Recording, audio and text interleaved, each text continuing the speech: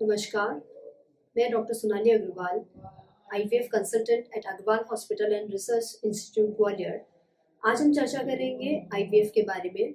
IVF से related क्या भ्रांतियाँ जो कि समाज में हैं, उनके बारे में हम आज चर्चा करेंगे। जैसा कि आप आईवीएफ से कई कपल समझते हैं कि आईवीएफ एक अननेचुरल प्रोसेस है, तो मैं आपको बताना चाहूँगी आईवीएफ एकदम नेचुरल प्रोसेस है।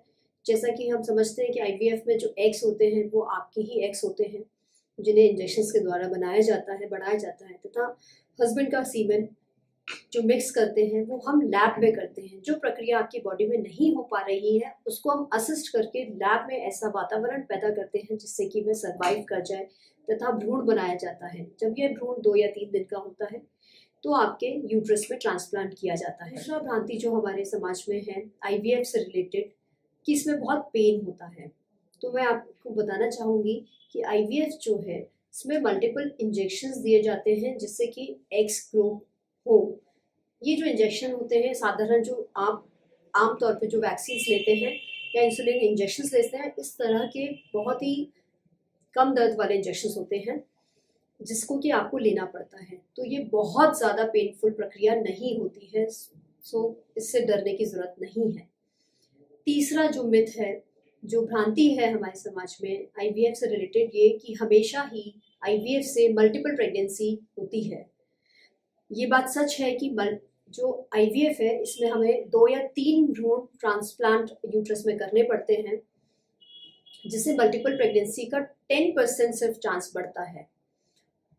अब आजकल एक नई पद्धति आई है जिसे हम सिंगल एम्ब्रियो ट्रांसफर कहते हैं, जिसमें कि हम सिर्फ एक एम्ब्रियो आपके यूट्रस में ट्रांसफर करते हैं, जिससे आपका प्रेगनेंसी रेट थोड़ा कम हो जाता है, लेकिन उसमें मल्टीपल प्रेगनेंसी के चांसेस ना के बराबर हो जाते हैं।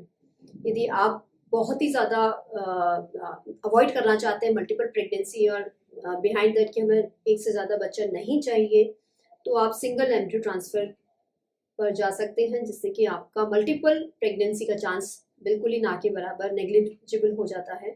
चौथी जो मोस्ट कॉमन भ्रांति है कि गर्भपात, कि आईवीएफ प्रेगनेंसी आने के बाद स्पॉन्टेनियस अबॉर्शन के चांसेस काफ़ी बढ़ जाते हैं। तो मैं आपको बताना चाहूँगी कई रिसर्चेस, कई स्टडीज़ सामने आई हैं जिसमें हमें स्टडीज़ में कंपेयर किया है natural conception and IVF conception में। तो इसमें पाया गया है कि यहाँ बिल्कुल भी ऐसा चांस नहीं है या कोई भी ऐसा रेशियो नहीं है। इक्वली प्रोपोर्शन है स्पॉन्टेनियस अबॉर्शन के। स्पेशली आईवीएफ में ऐसा नहीं है कि स्पॉन्टेनियस अबॉर्शन के चांसेस आपके बढ़ जाए। पांचवा मैं आपसे डिस्कस करना चाहूँगी कि कई पेशेंट्स आते हैं, पूछते हैं कि एक बार आईवीएफ हो गया तो अगली बार वो नेचुरली कंसीव कर सकते हैं कि नहीं। आईवीएफ यदि आपका किसी वजह से किया गया है जिसमें कि ट्यूब्स आपकी डैमेज नहीं है, लाइक एंडोमेट्रियोसिस की वजह से, पीसीओ की वजह से, या everything is fine, unexplained infertility है, उसकी वजह से यदि आईवीएफ किया जा रहा है तो आपके नेचुरल कंसेप्शन के चांसेस आईवीएफ के बाद बिल्कुल हो सकते हैं। तो ऐसा नहीं है कि एक बार आईवीएफ है तो आप नेचुरली कंसीव नहीं कर सकते। कई बार आप आईवीएफ प्रेगनेंसी आपको हो जाती है, आप कंसीव के बाद आपको माँ बन जाते हो, उसके बाद आपका जो स्ट्रेस लेवल है वो बिल्कुल रिड्यूस हो जाता है, जो फैमिली प्रेशर है वो बिल्कुल रिड्यूस हो जाता है। और कई बार देखा गया है कि आईवीएफ के बाद स्पॉन्टेनियस प्रेगनेंसीज भी आ जाती हैं।